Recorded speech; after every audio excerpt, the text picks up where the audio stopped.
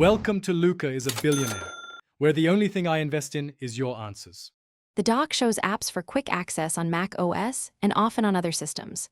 This guide walks you through safe removal methods step by step. Removing an app from the dock does not delete the app from your hard drive. You will learn 3 methods that work in common setups. First, we cover direct drag removal on Mac OS. Next, we show the context menu option for both Mac OS and Windows. Finally, we explain alternative settings for persistent dock items. Click the dock icon and hold until the contextual menu appears. Choose options to see Remove from Dock where applicable. Alternatively, click and drag the icon up and off the dock until you see a Remove label. Release the mouse to confirm removal and watch the icon disappear with a short animation.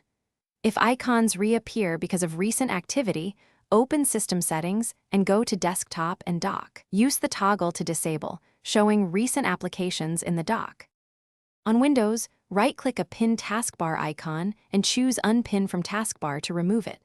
On Mac OS, persistent items may return if they are set as login items. Restart the dock or the system if icons persist after removal attempts.